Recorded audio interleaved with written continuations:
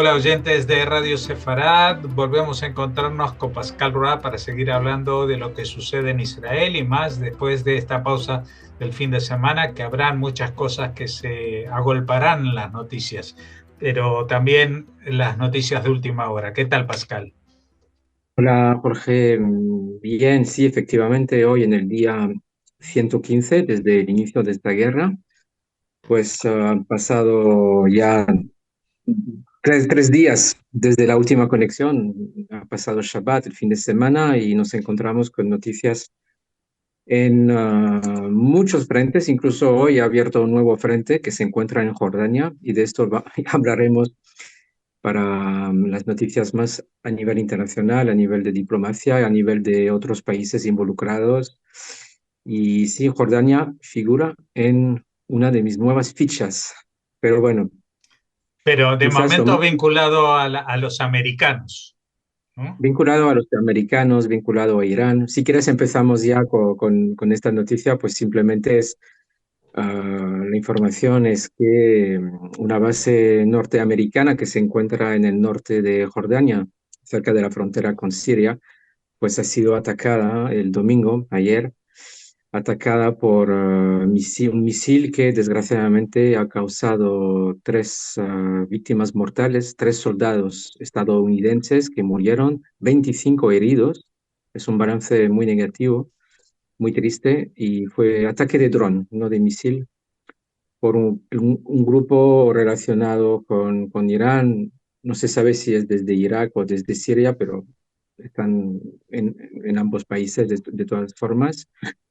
Es la primera vez que soldados americanos, norteamericanos, han sido matados desde el 7 de octubre. Ha habido muchos ataques, pero nunca víctimas mortales. Y bueno, Biden, el presidente norteamericano, ha dicho que los responsables pagarán por sus actos cuando y cómo lo decidamos. De momento no ha habido represalia directa. Ya veremos cómo evolucionará esto, de qué forma Estados Unidos contestará, porque puede suponer una escalada más en todo el conflicto que estamos viviendo aquí en Oriente Medio, ¿no? Bueno, a las bases americanas habían sido atacadas básicamente en territorio de Irak, muchas Sí. veces, pero en ninguna ocasión habían causado muertos. Esto es el cambio estratégico, ¿no?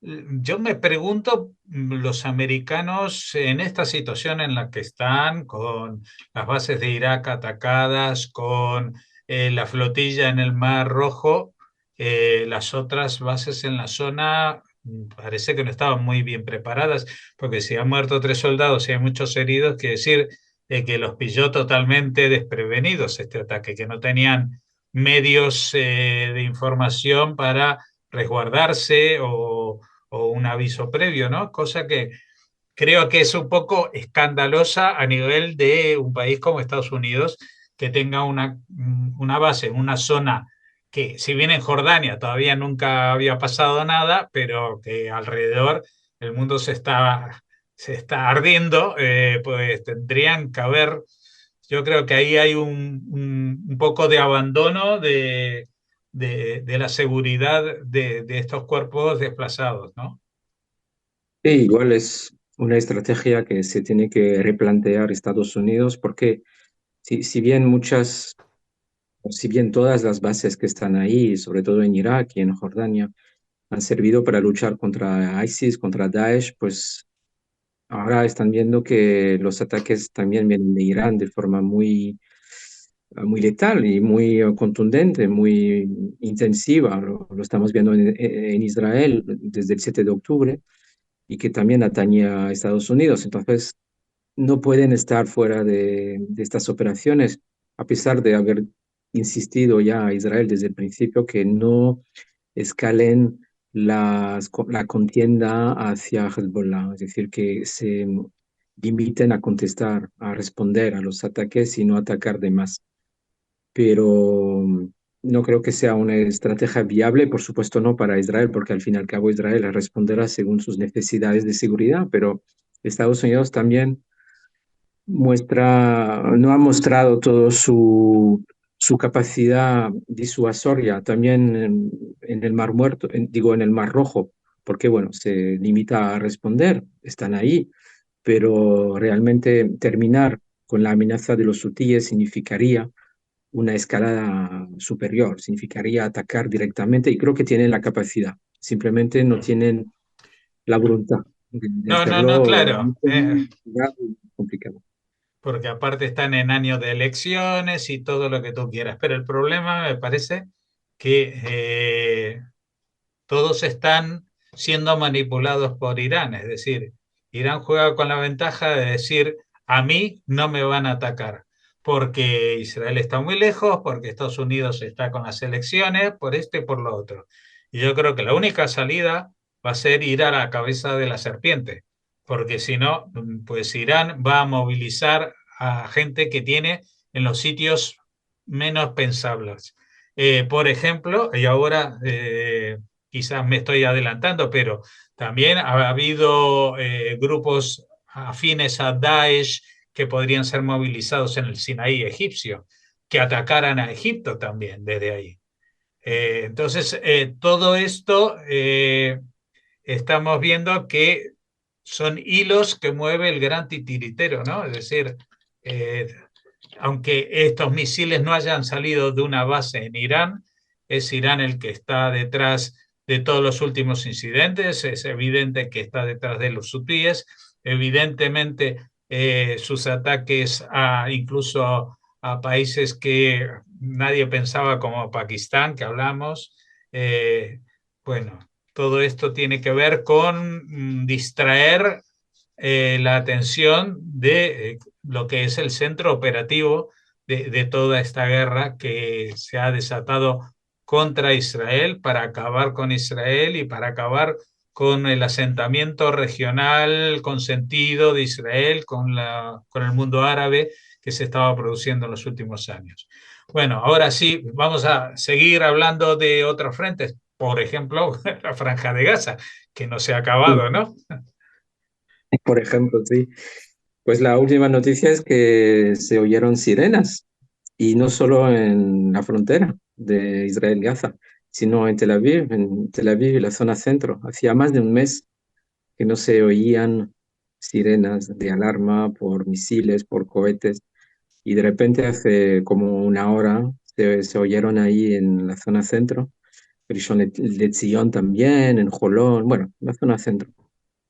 Y significa que, bueno, todavía tienen misiles de mediano alcance más allá de la frontera que puedan disparar cuando tienen el momento, cuando para ellos es el momento más adecuado, como esta tarde. Pues es lo que ha tocado. No hay daños, no hay víctimas, hay pocos daños materiales, pero en su mayoría han sido interceptados por la cúpula de hierro. Así que es lo Claro. más Yo me pendiente. imagino, sí, me imagino que tampoco serán cantidades astronómicas de misiles porque tienen una capacidad limitada, pero este es el momento de mostrar las cartas como si fuera una partida de póker, porque se está hablando que hay una ofensiva diplomática muy fuerte y entonces quieren poner todas las cartas sobre la mesa, es decir, ya están reunidos Qatar, Egipto, todos los mediadores posibles en este tema. Se está hablando incluso en la televisión española, dijeron de un posible acuerdo de 2 meses, el primer mes con la liberación de, de civiles y el segundo mes igual con la liberación del resto de los secuestrados y a partir de ahí pues tratar de avanzar hacia una paz, un cese de fuego total, pero me imagino que esto es lo que siempre han hecho, por lo menos así lo recuerdo yo, cuando hay un cese de fuego de Israel con algún país árabe y dicen, bueno, a las 12 del mediodía entra en vigor este cese de fuego, a las 12 menos 3 segundos empieza una andanada de misiles y de cohetes y de bombas y de lo que sea para mostrar que todavía estamos vivos o que todavía somos feroces enemigos. Así que bueno, esperemos que sea esto, es mostrar músculo y no la demostración de que los operativos israelíes, las operaciones israelíes no están teniendo efecto, porque sí lo están teniendo en el centro y en el norte de la franja, y han sido muy intensos en Han Yunis también, ¿no? Sí, sí, sí, muy, muy intenso, como vamos diciendo desde hace varios días, muy intensos sobre todo en la zona oeste de Cañunes. Se ha pedido a la población civil desplazarse con mensajes en árabe, con cartas, con cartografía ya establecida de antemano para desplazarse hacia el oeste, es decir, la zona humanitaria, ¿no? de Gaza, que es pues una zona donde puedan estar a salvo. Y significa que hay operaciones muy intensivas, sobre todo en el oeste de Cañunes, también cerca del hospital Al-Amal de Cañunes, que está en la zona oeste de la ciudad, y se pide a la población civil desplazarse hacia la zona humanitaria de Al-Mawasi, que está en la costa. También se ha pedido a la población o ciertos barrios de la ciudad de Gaza, más al norte, bueno, en el centro, desplazarse hacia el sur. Significa que Cañunes y también la ciudad de Gaza, de nuevo, están pues objeto de ataques muy intensivos por parte de Tzahal. Lo último que se sabe es que un túnel ha sido encontrado debajo de un cementerio en Cañunes. O sea, también los cementerios siguen o siguen de refugio para túneles, o como decirlo, si sirven de entrada para túneles, de forma más exacta.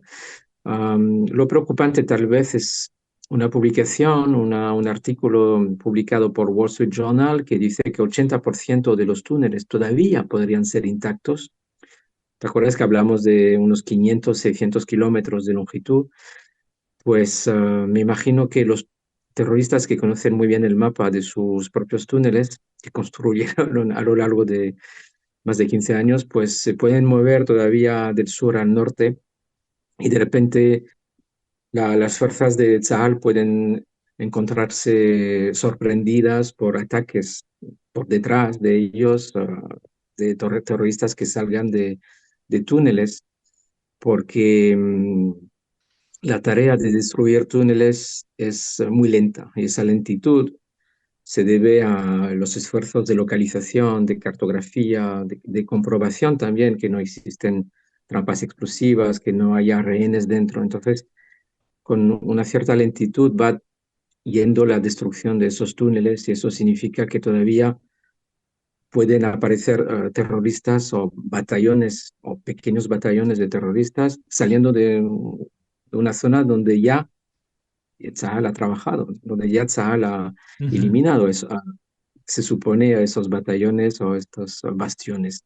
Es todo lo difícil de destruir túneles de una longitud, hablamos de 500, 600 kilómetros, ¿no? Pero bueno, se ha difundido otro video de Kogat y de Tzahal este fin de semana, el sábado, mostrando una vez más, es el tercer día consecutivo, mostrando a palestinos unos centenares de gazatíes gritando esloganes como abajo jamás. Pues se ve que de alguna forma hay una cierta visión por parte de la población local de que jamás pues se está debilitando cada vez más, y que por eso se atreven a salir a la luz, y que también el esfuerzo de Tzahal o la iniciativa de Tzahal en difundir estos vídeos sirve para desmoralizar a los terroristas que quedan todavía en la franja. Bueno, eso es ujú. otro vídeo. También se sabe que dentro de unos días, no se sabe exactamente cuándo, llegará una misión de las Naciones Unidas para visitar el norte de Gaza, para evaluar la situación y poder permitir a lo largo de las próximas semanas que los refugiados gazatíes del sur puedan volver al norte bajo supervisión israelí. Esto también responde a una cierta presión de Estados Unidos para que así sea, pero ya iremos viendo cómo funciona esto, cómo se pone en práctica, porque creo que todavía se cree que todavía el norte de Gaza no es practicable para la población civil. Pero ya iremos comentando esto Ujú, cuando se produzca. Y bueno, esto es más o menos lo que había que destacar de este fin de semana en cuanto a las operaciones en Gaza.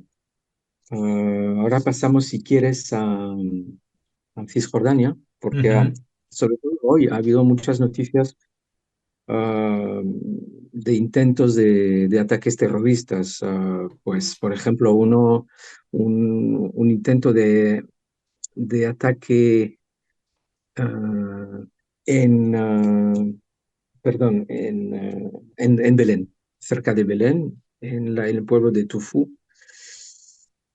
Un atentado, un ataque contra las fuerzas de Tzal, pero la persona, el terrorista palestino ha sido eliminado por el soldado al que quería atacar y se descubrió que este atacante solo tenía 16 años, así que todavía tenemos ese problema de adolescentes que de repente, pues sobre todo con la influencia de las redes sociales y lavados de cerebro varios, pues se levantan por la mañana y deciden ir a un puesto de Tzal e intentar matar a soldados ahí. Es lo que ha pasado cerca de Belén. También un intento de ataque cerca de Hebrón, en enfrentamientos durante un intento de arresto, pues otro palestino ha sido eliminado y Bueno, también una unidad antiterrorista en el oeste de Jenin, en el pueblo de Al-Yamun, donde ha sido eliminado un terrorista en enfrentamientos con Sahal. Así que durante la noche y también durante el día ahora, pues sigue esas operaciones de más o menos baja intensidad de Sahal, de policías, de servicios de inteligencia para contrarrestar esfuerzos terroristas, esfuerzos de implantar células terroristas en Cisjordania. Esto es por parte de Cisjordania. Vamos más al norte ahora con lo que ya íbamos anunciando, que son ejercicios de simulación en el norte por parte del ejército, por parte de Tzal, preparativos, entrenamientos. Se ha podido observar durante todo el Shabbat, también ayer, para prepararse tal vez a unas operaciones más intensivas en el norte. Así que ahí todo está preparado por cualquier escenario. Y también recalcar que 2 soldados han sido heridos de forma leve por un ataque de Hezbollah esta mañana. Y esto es el frente del norte. Para terminar también con otros frentes de proxies de Irán, pues hablamos de los hutíes. Ha habido un ataque muy fuerte el viernes contra un petrolero que ha sido alcanzado por un misil de los hutíes que causó muchos daños.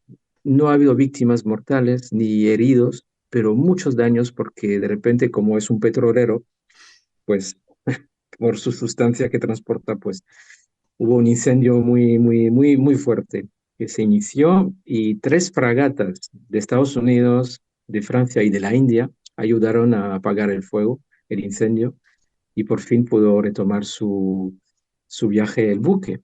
Pero también esto provocó ataques de represalia por parte de Estados Unidos y de un buque de guerra británico, también contra bases de los hutíes a punto de disparar misiles en Yemen.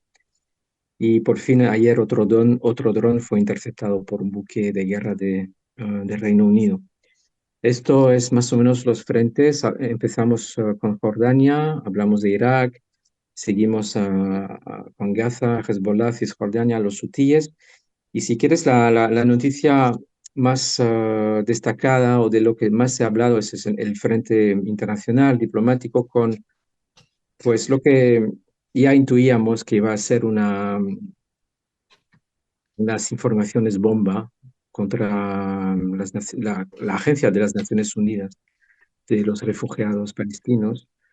Pues Israel, a través de la ONG UN Watch, que es una ONG basada en Ginebra, que monitorea el funcionamiento, el modo de operar y las acciones en general de las Naciones Unidas, pues ha preparado todo un paquete, todo un informe de acusación a UNRWA de complicidad con Hamas. complicidad de los miembros de UNRWA en los ataques del 7 de octubre. Hablamos concretamente primero de 12 involucrados directamente activos en la masacre del 7 de octubre. Hablamos también de 2 rehenes israelíes que de forma fehaciente fueron o están encarcelados en casa de un maestro de UNRWA. Hablamos de 300 empleados, de unos 300 empleados que elogiaron la masacre del 7 de octubre en las redes sociales, pero también hablamos de, y esto ha salido tanto en el New York Times como en el Wall Street Journal, perdón, de 1.200 empleados, o sea, de 10%, 1.200 empleados que pertenecen a grupos terroristas, o sea, tanto a Hamas como la Jihad o otros pequeños grupos. O sea, significa 10% porque la organización tiene a 12.000 empleados y esto es una cifra muy importante. Básicamente, estas son los motivos de acusación, los motivos de sospecha que forzó UNRWA a lanzar una investigación interna, más despido de los 12 miembros en cuestión, porque lo interesante para las Naciones Unidas es hablar de manzanas podridas, decir que esto no afecta a nosotros como organización de forma sistemática. Y sin embargo, el informe que presenta Israel es que sí, UNRWA de forma sistemática ha servido de brazo civil de Hamas. Estoy intentando ver así las declaraciones de Israel Katz, el ministro de Asuntos Exteriores de Israel, que primero pide la dimisión del director de UNRWA, Philippe Lazzarini. Pide su dimisión. Espera que UNRWA dejará de ser un actor o dejará de desempeñar cualquier papel después de la guerra. O sea, hablamos de desmantelamiento de UNRWA, que es el objetivo de Israel. Según Katz, UNRWA hace que se estanque desde hace muchos años en su trabajo, hace que se estanque la cuestión de los refugiados, que es un obstáculo a la paz y que, como he dicho, sirve de brazo civil a Hamas, terminando con UNRWA, diciendo que UNRWA no es la solución, sino él o parte del problema. ¿Cuáles son las consecuencias, aparte de este intento de UNRWA de alejarse de las manzanas podridas? Pues a nivel mundial ha sido un choque. O sea, las reacciones han sido muy contundentes. Podremos calificar las reacciones de contundentes, aunque no de cese total de la ayuda. Hablamos de suspensión, hablamos de interrupción de la ayuda hasta que termine la investigación, hasta que se sepa más. Digamos que el golpe es más diplomático, más simbólico que realmente todavía cierre del grifo. No hablamos de esto todavía. Pero aquí voy a poner en contraste lo que decidieron unos países y otros que no. A que, Hablamos de España. a que España aparece en los que no. España, Bélgica e Irlanda forman parte de los sospechosos habituales que, por supuesto, no van a decir que no. Pero la Unión Europea tampoco ha suspendido, pero pide una auditoría urgente de UNRWA y anuncia que va a revisar su financiación, que también es como ¿cómo decir? Estos comités que de repente nacen en el Parlamento, en comités de investigación de cualquier cosa que pase en un país en particular, ¿no? Un comité de investigación y de juicio y tal, que al final queda en agua de, ¿cómo se dice? Agua De borrajas. de borrajas, gracias. Pero sin embargo, a nivel simbólico, a nivel, sí, diplomático, es importante también la reacción de la Unión Europea, sabiendo que dentro de los Estados miembros están también España, Bélgica, Irlanda, etcétera. Pues mira, contraste entre España y los que sí suspenden la financiación, que son Estados Unidos, Alemania, los dos más grandes financiadores con la Unión Europea, Países Bajos, Italia, Finlandia, Australia, Japón, Rumania, Suiza, Francia, Estonia y Canadá y Reino Unido. O sea, son países que contribuyen mucho a financiar la UNRWA, que de repente habla de castigo colectivo, que dice que en enero ya no podrán funcionar como organización, como para presionar y para llamar a la emoción de los contribuyentes. Pero así es la realidad. Uh, Es un informe muy exhaustivo, muy lleno de acusaciones y muy documentado. Pues nada, muchas gracias Pascal por habernos atendido. Mañana seguiremos hablando de todos estos temas. Desgraciadamente, este asunto no se acaba aquí, esta guerra no se acaba hoy. Hasta entonces.